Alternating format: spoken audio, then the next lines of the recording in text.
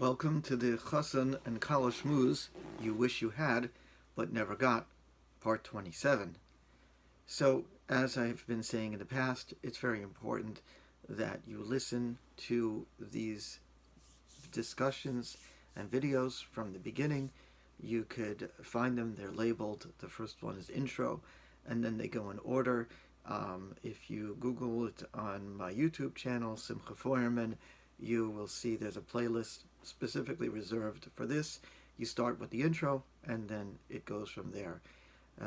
It's again something I must say as we talk about very sensitive topics that I believe at this point are necessary to talk about, even though there's a prohibition to discuss these things publicly. Perhaps this video that is talking to only one person, that is you, maybe that counts as privately.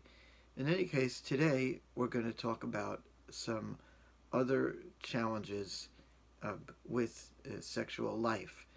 One is there are people that seem to have sensory issues, and what that means exactly is there are certain people that are sensitive to certain kinds of touch. They may be sensitive to smells and other kinds of experiences, and for them you have two challenges when it comes to being sexual.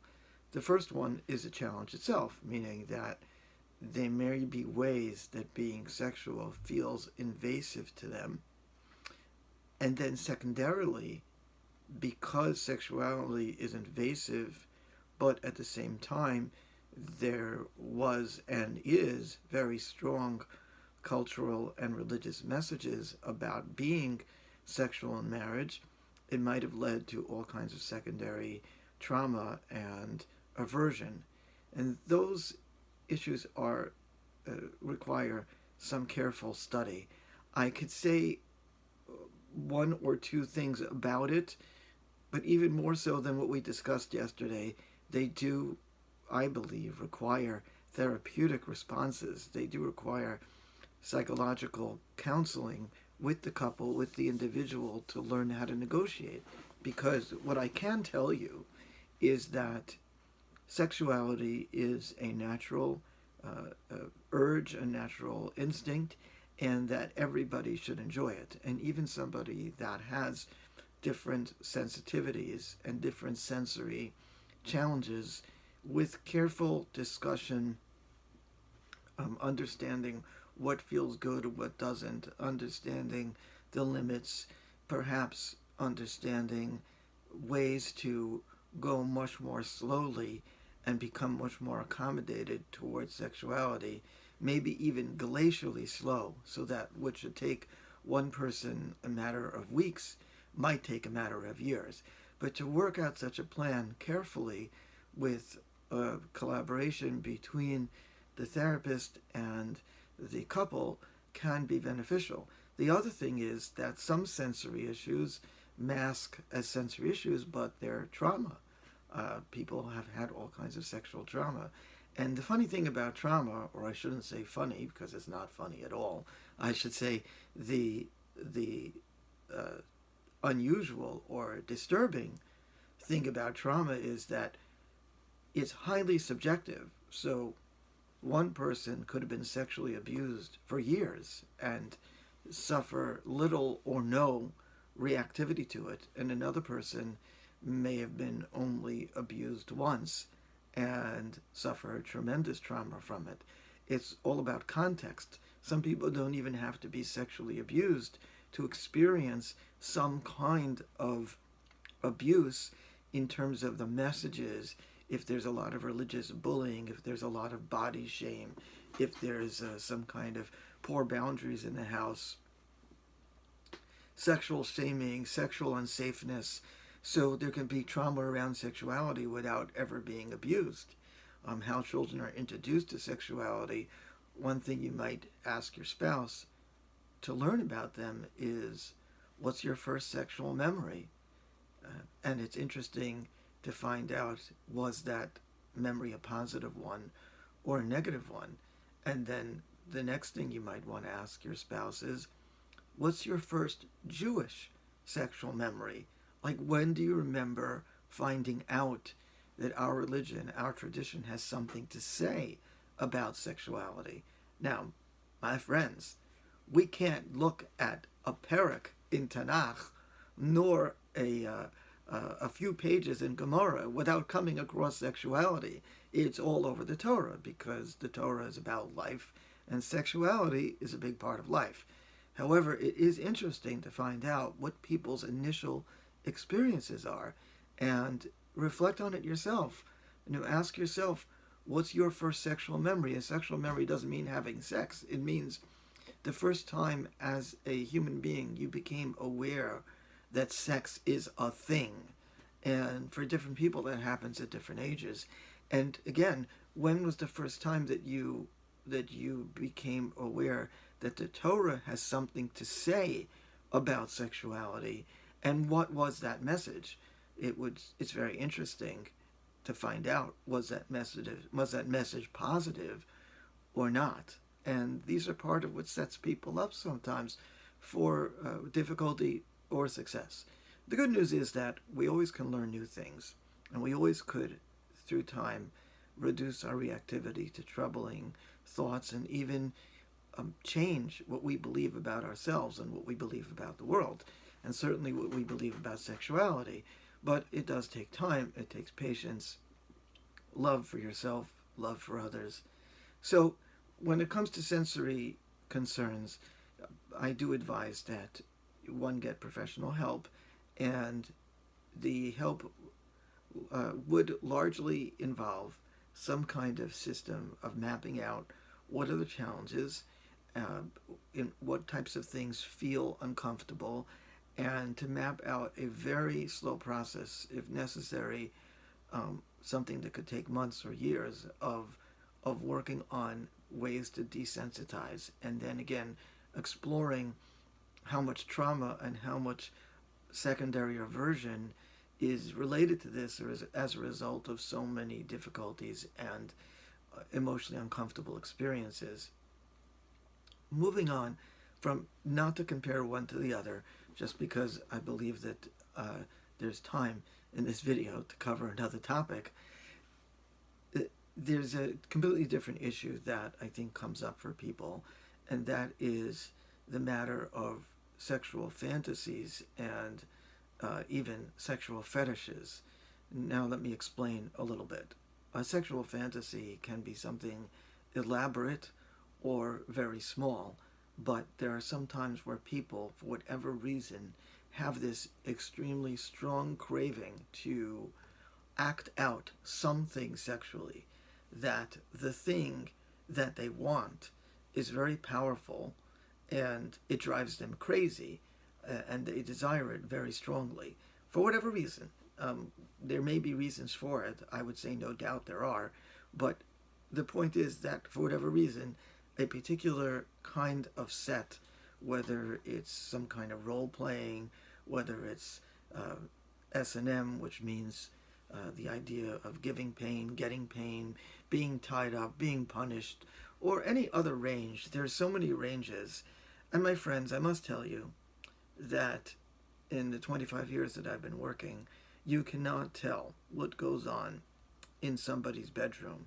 And sometimes people on the outside who look very, for lack of a better word, very devout and very square in their bedroom have a very different life. And there's not necessarily anything wrong with that at all, especially if it's done in a way that both the spouses have an interest and a respect for what's going on. But we didn't get there yet, because we have to talk about still what is, and then we should talk about what to do about what is. But the point is that people do have sometimes very elaborate sexual fantasies, and sometimes not so elaborate, but still a wish in some way to enact or to experience something. And then, going further, you go into an area of fetish. Now, fetish is a little more complicated. Fetish involves an activity, an action, an item. Sometimes it could be an item of clothing. Sometimes it could be some kind of appearance or setting that a person's sexuality is extremely fixated on.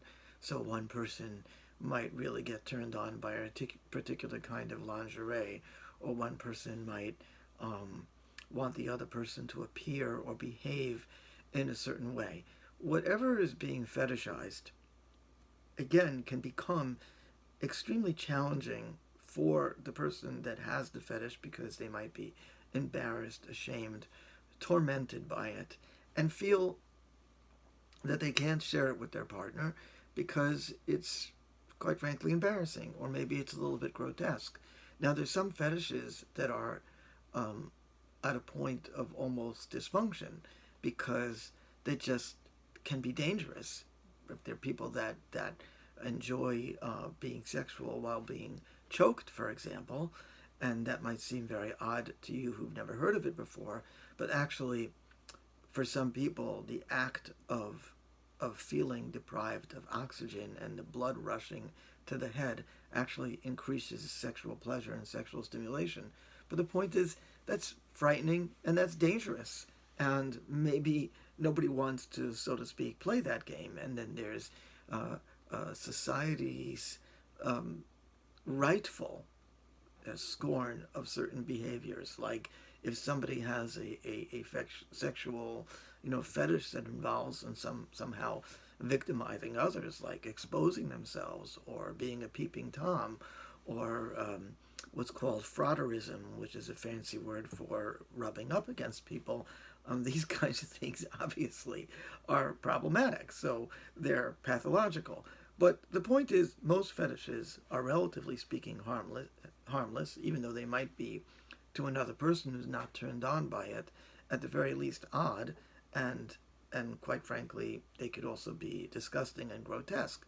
Now, the key here is that every couple should create an environment, even outside of their sexual relationship, but certainly within their sexual relationship, where what a person wants, what a person deeply desires, is not viewed as disgusting. That doesn't mean that the other person has to engage in it. Not at all.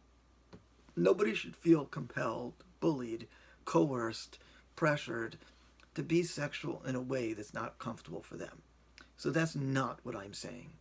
What I'm saying is that within the communication of the couple, every sexual need, because the other person wants it and feels it, should be treated with a sense of compassion and interest and equanimity.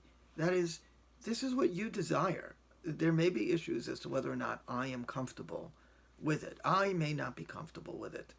But there's nothing wrong with the desire. The behavior, especially if we start heading into areas where they're socially problematic, unacceptable, and even damaging, the behaviors can be quite problematic. But the desires themselves just represent some type of need, just like people like different flavors of food. They represent a certain kind of need. Now, the more problematic the desire is, the more socially unacceptable desire is, and certainly if the desire heads over into criminal behavior, the more the person might be tormented because they may have no outlet for it. And there are ways, therapeutically, to help people with those challenges, which I'm not going to really try to do in a video, but what I could say is that acceptance is extremely important. So, as I said, every couple should cultivate a kind of language and a kind of emotional safety that whatever the person's fantasy is, whatever their desire is, even if it's odd and even if it's fetishized, in theory, the idea itself, not the act, not doing, but the idea is acceptable and okay. Why is it acceptable and okay? Because I care about you, and what's coming from inside you is acceptable and okay because it's you. That doesn't mean that one has to do it. Now, there's an important point also to understand. Sexual fantasies and desires oftentimes become blown up. They become more intense when they're not satisfied. So when one partner feels in some way unable to gratify this particular fantasy or desire. And fantasies just could be in the head, but in some way want to be shared. But when the person feels shamed and feels unable to consider, to have their fantasy considered, it becomes oftentimes more intense even, and it becomes more problematic. Alternatively, oftentimes when somebody actually gets a chance to freely act out their fantasy, and assuming, as I said, it's consensual and both people are comfortable with it, oftentimes after a while it fades away. It doesn't become as strong as it was before. Now, there are some sources that we can talk about in represented in halachic literature that addresses some of this. There is this idea, for example, even we saw when we were talking about in Even Ezer and Simon Chafei, we saw that the Ramah noted that there was this ability for certain sexual acts to be permitted on occasion. That somehow or another there's this understanding that sometimes the urge is so strong that maybe we allow something that's considered not the best routine continuously, but at the same time, it's something that a person still may wish, or desire. And then, of course, there's a famous discussion, I think, in Chagiga and Daf Tesvav or Tes Zayin. You have to check it out, but it's on an Amud Aleph about somebody that has such a strong desire that they can't control themselves, and they have to go to a faraway land and wear black. And then the Gemara seems to say you should be allowed to indulge in it. Now, there's a machlokas rishonim, but the Baalei Tosfos come out pretty strongly on the side that it is literal. That one, there is such an idea that a person could be so overcome and they cannot stop themselves from sinning that if they really can't stop themselves, then at least they should go far away. But you see, the point is, though, that there is this understanding that sometimes people are overwhelmed with very strong urges. And if somehow or another, in a respectful way, that urge could be gratified actually within the relationship, or if the urge can't be gratified fully, maybe partially in some fantasy manner it could be, or if it can't be gratified at all because the other spouse feels it to be disrespectful or abusive, it at least can be talked about and fully accepted without shame. These are possibilities for getting free from it. And there's a fascinating Gemara in Sukkah on Daf Nun Beis, Amud Beis, which says basically something about desire. And here's what it says.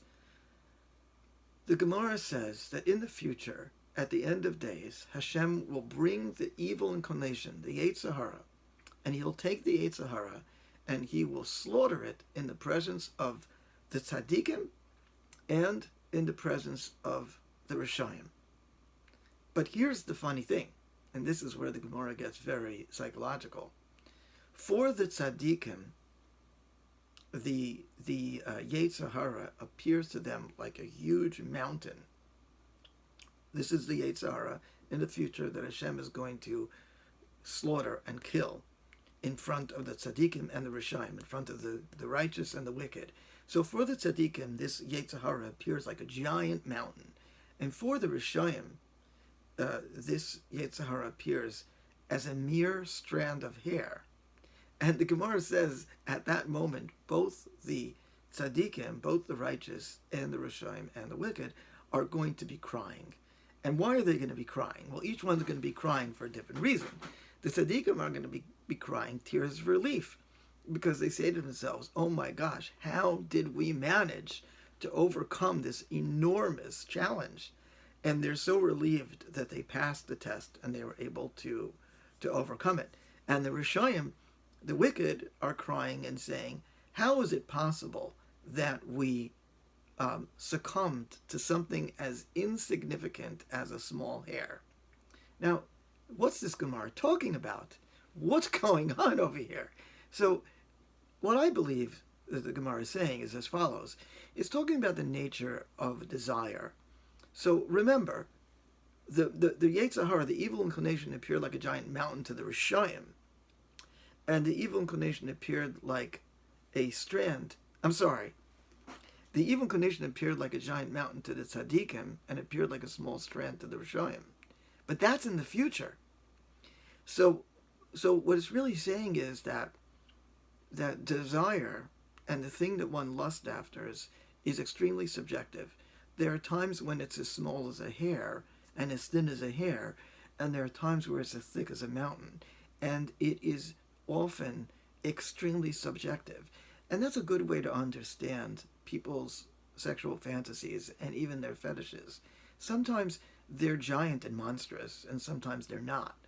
And they can change. They can change based on setting and situation.